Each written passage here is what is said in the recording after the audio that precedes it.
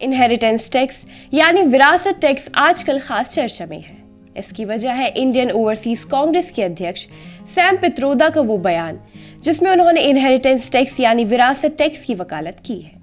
आज की वीडियो में हम आपको बताएंगे कि आखिर क्या है इनहेरिटेंस टैक्स जिस पर हो रहा है इतना विवाद। आदाब, आप देख रहे हैं आवाज द वॉइस और मैं हूं आपके साथ अमीना माजिद। इनहेरिटेंस टैक्स दरअसल एक ऐसा टैक्स है जो संपत्ति पर लगता है। ये वो टैक्स है जो किसी व्यक्ति की मौत के बाद उसकी संपत्ति पर लगता है जो संपत्ति के वारिस को मिलनी होती है। करीब 4 दशक पहले भारत में भी इनहेरिटेंस टैक्स था जिसे पहले एस्टेट ड्यूटी भी कहा जाता था। इसमें पुरखों से विरासत में मिली संपत्ति पर टैक्स लगता था। ये कानून 1953 से आर्थिक गैर बराबरी कम करने के लिए लाया गया था। संपत्ति शुल्क एक्ट 1953 के हिसाब से संपत्ति अगर 20 लाख रुपए से ज्यादा होती है तब 85% टैक्स देना पड़ता है।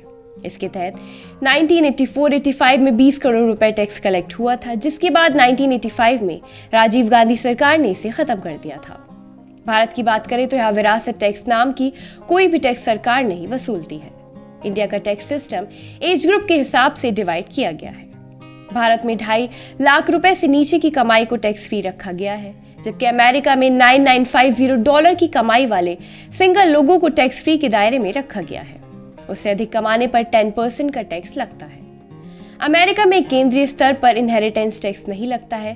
सिर्फ 6 राज्य Iowa, Kentucky, Maryland, Nebraska, new Jersey और पेनसिल्वेनिया में ये टैक्स लगाया जाता है। हालांकि आयोवा में 2025 तक इस टैक्स को खत्म कर दिया जाएगा। वहीं हर राज्य में टैक्स की दरें अलग अलग हैं। अमेरिका के अलावा दुनिया में कई ऐसे देश हैं जहां विरासत टैक्स लगाया जाता है। जापान में 55% विरासत टैक्स लगाया जाता है। साउथ कोरिया में भी 55%, फ्रांस में 45%, ब्रिटेन में 40%, अमेरिका में भी 40% विरासत टैक्स लगाया जाता है और स्पेन में 34% विरासत टैक्स लगाया जाता है।